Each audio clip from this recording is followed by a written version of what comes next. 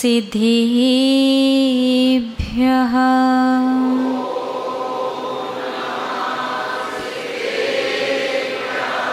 मंगलम भगवान अर्हन्,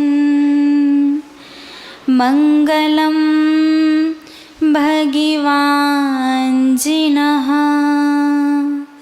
मंगलम प्रथिमाचार्यो, मंगलम वृषभेश्वरः, मंगलम वृषभेश्वरः। जय बोलिए त्रैकालवर्ती त्रैलोक्य पूज्य विश्वाराध्य पंच परमेष्टि भगवान की। आदि ब्रह्मा आदिम तीर्थंकर वृषभदेव श्री आदिनाथ भगवान की। अष्टम तीर्थंकर श्री चंद्रप्रभु भगवान की। श्री अरिष्ट नेमिनाथ भगवान की। विश्व वंदनीय भगवान महावीर स्वामी की। परम गुरु परम पिता परमात्मा 1008 श्री सीमंधर स्वामी भगवान की। 20वीं सदी के प्रथमाचार्य चारित्र चक्रवर्ती आचार्य भगवंत श्री शांति सागर जी मुनि महाराज की। अभीक्ष्ण ज्ञानोपयोगी परम पूज्य आचार्य गुरुदेव श्री वसुनंदी जी मुनि महाराज की। रत्नत्रयधारी तपोधन श्रेष्ठ मम शिक्षा गुरु परम श्रद्धेय गणनीयारिका श्री सौम्य नंदिनी माता जी की। अहिंसा प्रधान श्रीमद् जैन धर्म की। परम पूज्य। कहाँ तक पहुँचे अपन? मंदिर में प्रवेश हो चुका है। भगवान को क्षमा याचना रूप 3 बार नमोस्तु भी कर लिया और नमोस्तु के बाद द्रव्य चढ़ा दी क्या? अभी नहीं चढ़ाई।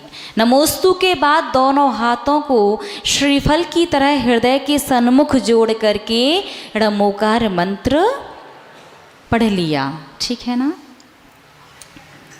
आज से लगभग 10 साल पहले जब पूज्य गुरु माँ दीक्षा के बाद पहली बार बुंदेलखंड एमपी आई थी, तो भरतपुर से बिहार हुआ था कुंडलपुर के लिए। रास्ते में बिहार के दौरान रात्रि का विश्राम कई बार अन्य संप्रदाय के द्वारा बनाए गए स्थानों पर हुआ। तो एक प्रश्न पूज्य गुरु माँ के सामने आया और मुझे लगता है शायद वो प्रश्न कभी ना कभी आपके सामने भी आया होगा और नहीं आया होगा तो आगे जरूर आएगा। एक प्रश्न णमोकार मंत्र को लेकर के। णमोकार मंत्र का 5वां पद णमो लोए सव्व साहूड़म। इस पद का यदि हिंदी अर्थ निकाला जाए तो णमो यानी नमस्कार हो, लोए यानी लोक के, सव्व यानी सभी और साहूड़म यानी साधुओं को। लोक के सभी साधुओं को नमस्कार हो। तो जो प्रश्न था वो ये था कि किसी ने प्रश्न किया पूज्य गुरु माँ से, में जितने भी साधु हैं, किसी भी धर्म के किसी भी मत के जो भी साधु हैं, आपका णमोकार मंत्र का 5वां पद संसार के समस्त साधुओं को नमस्कार करता है। फिर आपके श्रावक जैन धर्म को मानने वाले पक्षपात क्यों करते हैं? क्योंकि उस पद में कहीं नहीं आया कि सिर्फ दिगंबर साधु को नमस्कार हो, कहीं नहीं लिखा। निर्ग्रंथ को नमस्कार हो, कहीं नहीं आया। सिर्फ साधु शब्द आया है। तो हम पूछना चाहते हैं आप लोगों से, क्या 5वें पद में आप संसार के समस्त साधुओं को नमस्कार करते हैं? वीतरागी साधु, वीतरागी विरागी साधुओं को करते हैं, वैरागी साधुओं को करते हैं। आपने वो वीतरागी, विरागी, दिगंबर, निर्ग्रंथ अर्थ कहाँ से निकाला? साधु मतलब साधु। संसार आपसे प्रश्न करे, आपकी संतान आपसे प्रश्न करे कि बताइए, अपना मूल मंत्र नमोकार मंत्र तो कहता है संसार के समस्त साधुओं को नमस्कार, फिर आप पक्षपात क्यों करते हैं कि दिगंबर को है लेकिन श्वेतांबर को नहीं है, श्वेतांबर को है लेकिन अन्य को नहीं है? वहां तो ऐसा कुछ आया ही नहीं। इस प्रश्न का जवाब देते हुए पूज्य गुरु मां ने कहा, आपको जानना है क्या? बोलिए ना, या फिर रहने दें? जानना है, आंसर आपको पता होना चाहिए। पूज्य गुरु मां ने कहा, रत्न करंडक श्रावकाचार्य में आचार्य भगवंत समंत्र भद्र स्वामी ने कहा है, विषयासा वशातीतो निरारंभो परिग्रह ज्ञान ध्यान तपो रक्तस तपस्वी सा प्रशस्यते। साधु कौन? जो विषयों की आशा के वश से रहित, विषय की आशा, पंचेंद्रिय सुखों के विषय की आशा से रहित हैं, जिन्हें खाने के लिए आपकी तरह चटपटा मसालेदार और बार बार नहीं चाहिए, जिन्हें सुंदर दिखने के लिए आपकी तरह रंग बिरंगे वस्त्र, या कहें कि मुनिराजों को तो वस्त्र ही और आभूषण वगैरह भी नहीं चाहिए, जिन्हें इंद्रिय संबंधी भोग भोगने के लिए स्त्री या संतान या परिवार नहीं चाहिए, जो पंचेंद्रिय विषयों की आशा के वश से रहित हैं। और कैसे हैं? निरारंभो परिग्रह, आरंभ से, जो झाड़ू पोंछा नहीं लगाते, जो खाना नहीं पकाते, जो बर्तन नहीं मांजते, जो कपड़े नहीं धोते, जो घर की साफ सफाई नहीं करती, और जो भी आप गृहस्थ जो कार्य करता है आरंभ के, जो इस प्रकार के कोई कार्य नहीं करते, जो तिल तुष मात्र भी अनावश्यक या आवश्यक परिग्रह भी नहीं रखते, तो वो करते क्या है? ज्ञान ध्यान तपो रक्तस तपस्वी सा प्रशस्यते। जो 24 घंटे ज्ञान ध्यान और तप में लीन रहते हैं, वो साधु होते हैं। उस पंचम पद में उन साधुओं को नमस्कार किया गया है जो विषय की आशा के वश से रहित हैं, आरंभ नहीं करते, परिग्रह नहीं रखते, 24 घंटे ज्ञान ध्यान तप में लीन रहते हैं, संसार में ही पढ़ते होंगे। श्रावक का सोचना है कि हम तो भगवान से कभी मोक्ष मांगते ही नहीं हैं। हम आपसे पूछना चाहते हैं, आपने कभी भगवान से मोक्ष मांगा क्या? नहीं मांगा। ये आपकी गलतफहमी है कि आपने मोक्ष नहीं मांगा। आपकी हर एक क्रिया का अर्थ मोक्ष ही निकलता है। आपकी हर एक धार्मिक क्रिया का आशय, चाहे वो कर्म निर्जरा से संबंधित हो, चाहे वो शातिशय पुण्य कर्म के बंध से संबंधित हो, उसका अर्थ किसी न किसी प्रकार से कहाँ पहुँच जाता है? मोक्ष। आपने चत्तारी मंगल पाठ पढ़ा, जिसका अर्थ होता है कि हे भगवान, मेरे जीवन में 4 ही मंगल हैं, अरिहंत सिद्ध साधु और जिन धर्म। मेरे जीवन में 4 ही शरण हैं, अरिहंत सिद्ध साधु और जिन धर्म, केवली भगवान के द्वारा कहा गया धर्म, और 4 ही उत्तम हैं, अरिहंत सिद्ध साधु और जिन धर्म। इसका तात्पर्य है, आप इनडायरेक्टली कहीं ना कहीं कर्मों को बताना चाहते हैं कि मैं सच्चा और पक्का सम्यक दृष्टि हूँ। सम्यक दृष्टि मतलब श्रद्धावान। जिनेंद्र देव के प्रति मुझे वो आस्था, वो श्रद्धा है कि जीवन में कभी भी कठिन से कठिन कोई भी परिस्थिति और कैसा भी समय आ जाए, मैं देव शास्त्र गुरु के अलावा किसी को भी भगवान मानने वाला नहीं हूँ। और जो सम्यक दृष्टि होता है वो अधिक से अधिक अर्ध पुद्गल परावर्तन काल के अंदर कहाँ चला जाता है? मोक्ष में। आपने नमोकार मंत्र पढ़ा, चत्तारी मंगल पाठ पढ़ा, और उसके बाद ऐसो पंच नमो यारो वाला पाठ पढ़ना है, ध्यान रखना। और इसके बाद अब चढ़ाओगे द्रव्य। द्रव्य का विज्ञान बड़ा अच्छा है। सबसे पहले तो आपको ये पता होना चाहिए कि जो मेहनत करके अपनी खून पसीने की कमाई को खर्च करके आप द्रव्य लेकर के आते हैं, जैन धर्म में भगवान को ना तो भोग लगाया जाता, ना अपने भगवान भोजन करते हैं। सारी की सारी द्रव्य मंदिर के माली के पास जाती है। फिर आप अपनी मेहनत की कमाई को खर्च करके द्रव्य लेकर के मंदिर क्यों आते हैं? नीतिकार कहते हैं देवशास्त्र गुरु राजा ज्योतिषी के पास खाली हाथ नहीं जाना चाहिए। तो नीतिकार की सारी बात मानते क्या आप? नहीं ना। नीतिकार तो ये भी कहते हैं कि बार बार नहीं खाना चाहिए। नीतिकार तो ये भी कहते हैं कि शुद्ध सात्विक और मर्यादित घर का ही भोजन करना चाहिए। नीतिकार तो ये भी कहते हैं कि रात्रि में भोजन तो करना ही नहीं चाहिए, पानी भी कम से कम सोने के 2 घंटे पहले छोड़ देना चाहिए। सारी बात मानते क्या? नहीं मानते। फिर ये वाली बात लॉजिक क्या है?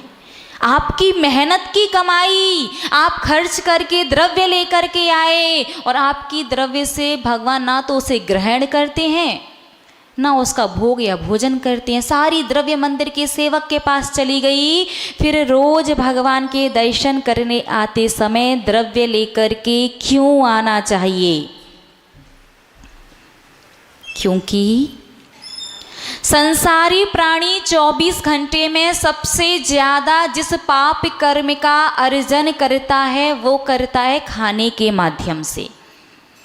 दिन भर खाता है, रात भर खाता है, भक्ष्य खाता है, अभक्ष्य खाता है, जब तक सोता नहीं है तब तक खाता है और सो करके उठ के सबसे पहले खाना शुरू कर देता है। बहुत से लोग ऐसे होंगे जो रात में अन्न नहीं खाते, रात्रि में अन्न नहीं खाते, अन्य वस्तुएं खाते हैं।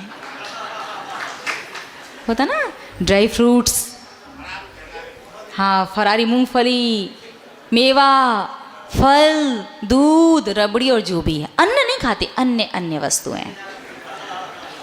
तो 24 घंटे में सबसे ज़्यादा संसारी प्राणी खाने से संबंधित पाप कर्म का बंध करता है। धर्म स्नेही महानुभाव, आप जो एक मुट्ठी द्रव्य लेकर के आते हैं ना, उस द्रव्य से 24 घंटे में खाने के द्वारा बांधा गया पाप कर्म धुल जाता है, इसलिए द्रव्य लाते हो। ध्यान रखना, ये मत सोचना कि हमारे द्रव्य चढ़ाने से माली का परिवार पलता है, गलत फहमी है आपकी।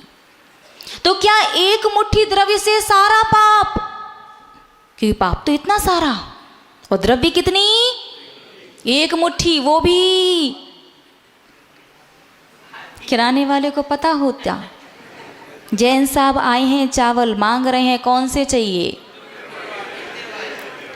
सब अनुभव से बता रहे हैं, ये तो पक्का है।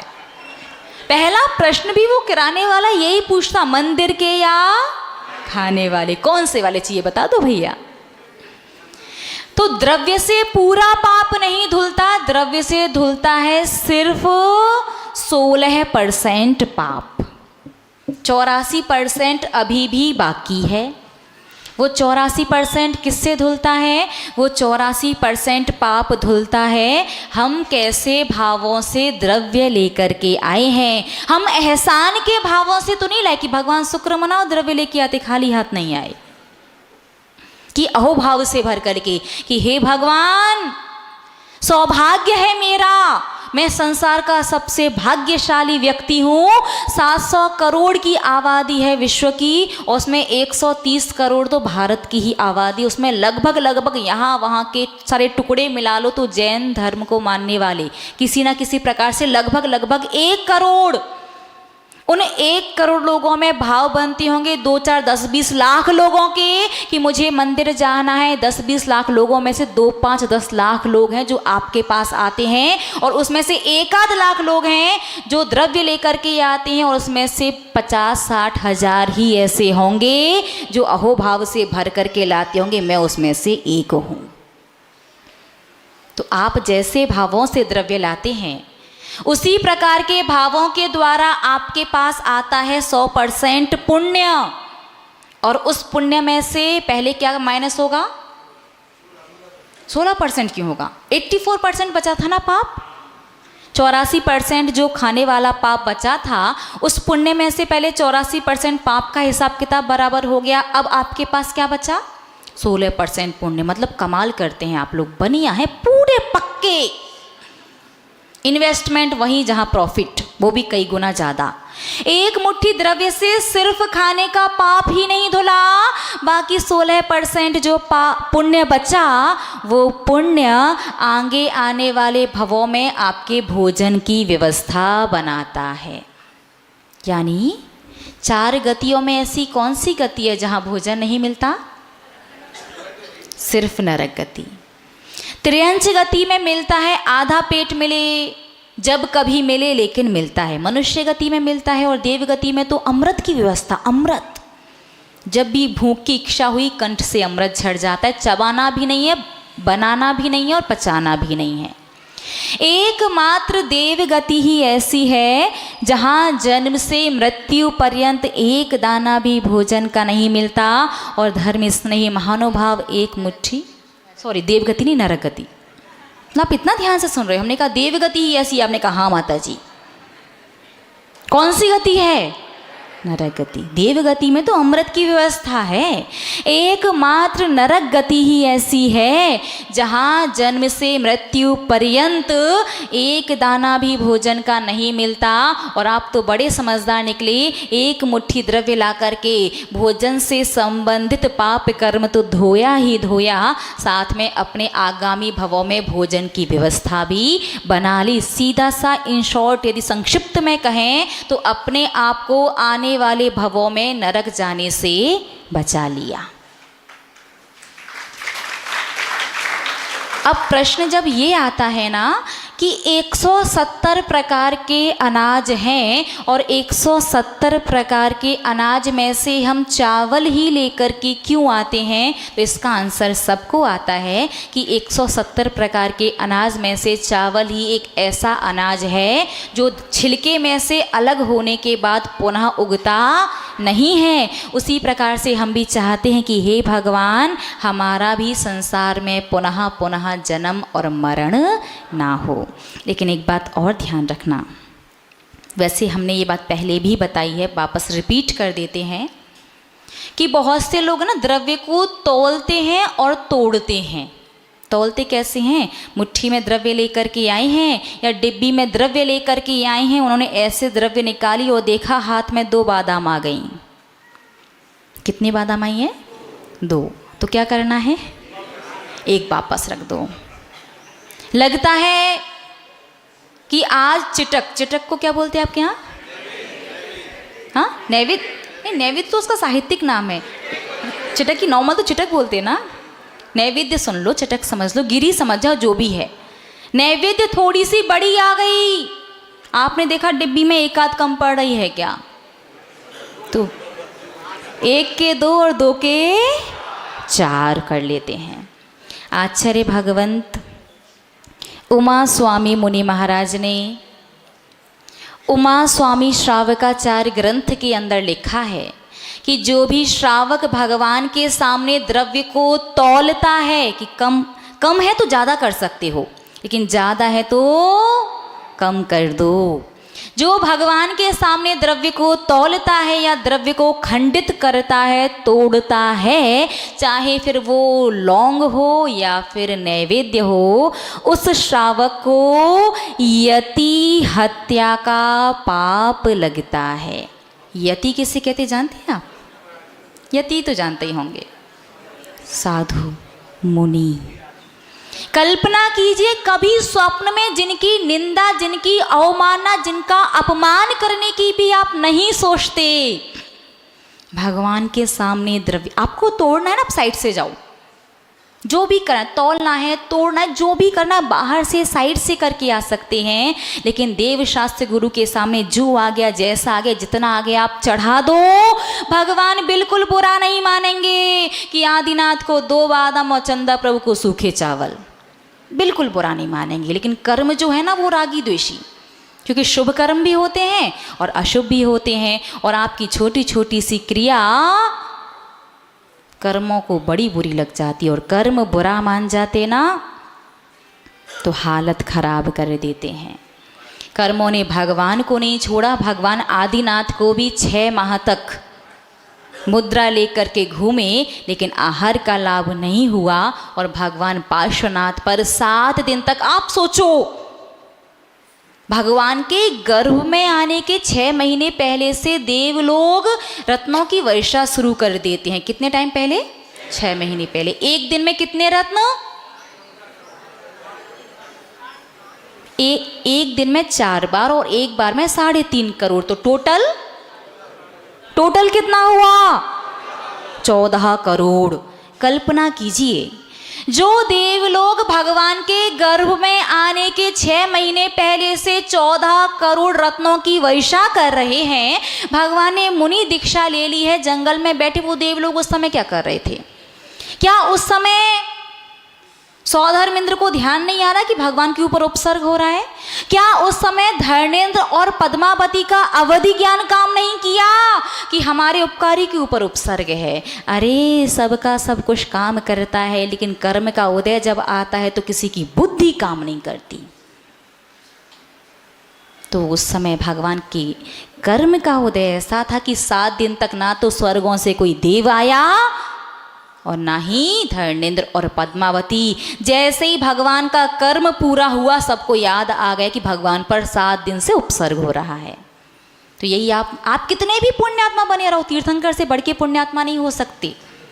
इसलिए कर्मों से तो थोड़ा सा संभल के, हाँ, बच कर के ही रहो।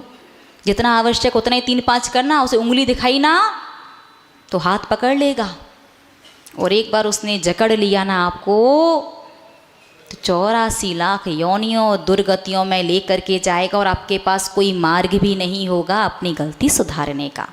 तो क्या करना है? भगवान के सामने द्रव्य को तौलना नहीं है। कुछ लोग सीधे भगवान के दर्शन करने जाते हैं तो अर्घ चढ़ा देते हैं। देव दर्शन की प्रक्रिया में अर्घ का वर्णन नहीं है। अर्घ तो विशेष भक्ति है, जैसे नवधा भक्ति होती साधु की।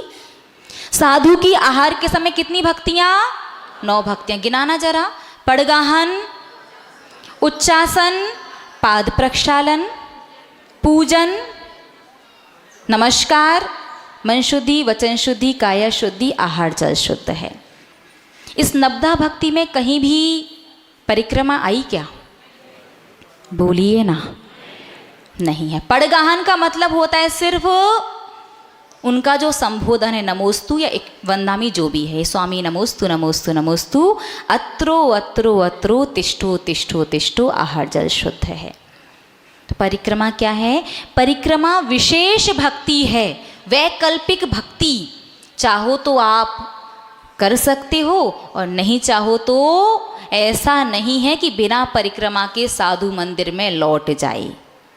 ठीक है ना? उसी प्रकार से देव दर्शन की प्रक्रिया में अर्घ वैकल्पिक है। चाहो तो चढ़ा सकते हो, नहीं चाहो तो नहीं चढ़ाओ, लेकिन द्रव्य चढ़ानी है। कैसे चढ़ानी है आप लोग जानते हैं? णमोकार मंत्र पढ़ा, णमोकार मंत्र की महात्म्य की गाथा पढ़ी, 105 नमो यारो, चत्तारी मंगल पाठ पढ़ा। उसके बाद अब चढ़ाना है द्रव्य, और द्रव्य चढ़ाने के लिए आपको अपने हाथ में लेने हैं सिर्फ अक्षत, सफ़ेद चावल, अंगूठा अंदर और मुट्ठी बंद। इसी प्रकार से लेते कि लेते ही नहीं हैं? लेते हैं। अब एक प्रश्न हमारा आपसे, यदि हम आपसे कहें मुट्ठी बनाओ, कैसे बनाओगे? मुट्ठी, अरे हमने कहा मुट्ठी बनाओ, नॉर्मली ऐसे बनाओगे? ऐसे बनाती हूँ मुट्ठी, ईमानदारी बताओ। ऐसे, ठीक है। फिर भगवान के दर्शन करते समय अंगूठा अंदर करके मुट्ठी क्यों बनाना? और ये मत कहना कि भगवान को अंगूठा नहीं दिखाते, और आरती करते समय पूरा हाथ दिखा रहे हो, वो उस समय अंगूठा नहीं आता क्या? अभिषेक करते समय अंगूठा दिखा रहे हो, अभिषेक लेते समय अंगूठा दिखा रहे हो, नमस्कार करते समय तो सब कुछ दिखा रहे, पहली उंगली भी दिखा रहे, आखिरी उंगली भी दिखा रहे, अंगूठा भी दिखा रहे। पता नहीं लॉजिक कैसे कैसे भगवान को अंगूठा नहीं दिखाते। तो मुट्ठी तो इसे कहा जाता है। फिर भगवान के दर्शन करते समय जब आपको द्रव्य चढ़ानी है तो अंगूठा अंदर करके मुट्ठी क्यों बनाई जाती है? जल्दी से बताइए। समय आपका पूर्णता की ओर है, अभी तो द्रव्य भी नहीं चढ़ पाई है। द्रव्य का लॉजिक समझ लो, दुर्गति में जाने से बचना हो, और वैसे भी खाने पीने का तो इतना पाप करते हो कि आजकल तो मोमोज है ना, और कोल्ड कॉफ़ी वगैरह, पता नहीं कितने सारे स्नैक्स आ गए, बहुत सारे। हमारे टाइम पर तो इतने होते भी नहीं थे। अब तो मुझे लिटरली 25 साल की एज में बूढ़ा वाली फीलिंग आने लगी है कि टेक्नोलॉजी जिस स्पीड से डेवलप हो रही है, बहुत कुछ बदल गया, बहुत ज़्यादा। कभी समय होगा तो उस बारे में चर्चा करेंगे। अभी तो अपन को द्रव्य भी चढ़ानी है। द्रव्य चढ़ाना कितने पुंज हैं, कैसे है, ये भी समझना है। उससे पहले मुझे आप एक बात और बताइए, आप लोग जिनवाणी के दर्शन करते हैं क्या? बोलिए ना। जिनवाणी को मानते हैं क्या? मानते हैं। जिनवाणी का संबोधन क्या है? जैसे भगवान को नमोस्तु, मुनि महाराज को नमोस्तु, आरिका माता जी को वंदामी, क्षुल्लक क्षुल्लिका ऐलक को इक्षामी, प्रतिमा धारी त्यागी व्रती को वंदना, और आपस में जय जिनेंद्र। वैसे ही जिनवाणी का संबोधन क्या है? ये तो उसका अर्घ है। समझ गए आप क्या करते हैं? द्वादशांगमयी जिनवाणी माता की जय। आज तक आपने कोई संबोधन नहीं दिया क्या? जिनवाणी का संबोधन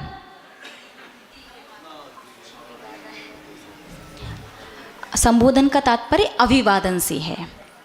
क्या है? नहीं, प्रतीक नहीं, अभिवादन पूछ रहे हैं। जैसे प्रतिवर्ष आप लोग श्रुत पंचमी मनाते हैं क्या? पहले ये बताओ, आप लोग जैन श्रावक हैं पक्का? जैन श्रावक हैं क्या? डाउट है? अरे हाँ है, गर्व से बोलना चाहिए। हम एक श्रावक हैं, सच्चे श्रावक। कैसे श्रावक हैं? सच्चे श्रावक। बस श्रावक श्रावक है, सच्चे तो आगे साइलेंट कर देते हैं। देवशास्त्र गुरु को मानने वाले। सच्चा श्रावक कौन होता है? जो देवशास्त्र गुरु को मानता है। आपको ज्ञान किससे मिलता है? जिनवाणी से मिलता है। भगवान जिनेंद्र देव की वाणी, उसका अभिवादन क्या है? आप कहते हैं आपको प्रवचन समझ में नहीं आता, आप कहते हैं आप जिनवाणी इतना पढ़ते हैं, उसमें बहुत सारी समस्याओं का समाधान है, आप उसे पढ़ करके समाधान अपने जीवन में अप्लाई करते हैं, लेकिन उसका रिजल्ट निकल के नहीं आता। आप कहते हैं आपको जिनवाणी की बात याद नहीं रहती, आप कहते हैं जिनवाणी सिर के ऊपर से जाती है, आप कहते हैं कि जिनवाणी से जो बेनिफिट आपको होना चाहिए वो नहीं हो रहा। माना कि नासा और इसरो के जो वैज्ञानिक हैं उन्हें नहीं पता उसका अभिवादन क्या है, तो वो हाथ भी जोड़ते होंगे तो उनका चल जाएगा, लेकिन आपका नहीं चलेगा। बहुत से लोग कहते माता जी अनजाने में किया तो, अनजाने में किया तो बस मान लो थोड़ा टाइम ज़्यादा लगेगा। जैसे जानबूझ करके जहर खाओगे तो आपके जो नस हैं जिनमें ब्लड, जिनमें रक्त बहता है, उसकी स्पीड है ना तेज़ हो जाती है, क्योंकि आपको पता है मैंने जहर खा लिया, जहर खा लिया। आपका ब्लड प्रेशर बढ़ेगा तो रक्त का बहाव तेज हो जाएगा, बहुत जल्दी आपकी पूरी बॉडी में जहर फैल जाएगा और आप मृत्यु को शीघ्र प्राप्त कर लोगे। और जिसने अनजाने में खाया है वो, उसे पता ही नहीं जहर खाया है, नॉर्मल स्पीड से खून के साथ जहर पूरे शरीर में फैलेगा और मरने में थोड़ा सा टाइम लगेगा, लेकिन व्यक्ति मरेगा जरूर, चाहे जान करके खाया हो चाहे अनजाने में। उसी प्रकार से चाहे जान करके गलती की गई हो अनजाने में, बस इतना ज़रूर है कि आप लोग निश्चित रूप से अति पुण्यात्मा हैं कि पूर्वाचार्यों का सभी के ऊपर हम सभी उनके आभारी और विशेष पुण्यात्मा समझते हैं अपन को, कि उन्होंने प्रायश्चित ग्रंथ लिख करके जो उपकार किया है वो कोई और कर ही नहीं सकता।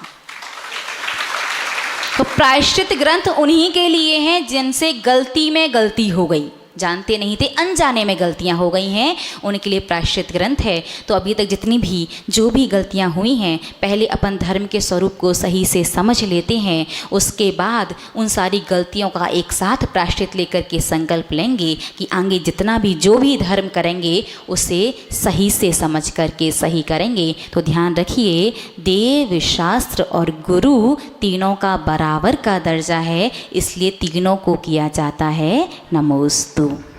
ठीक है ना? तो जिनवाणी का अभिवादन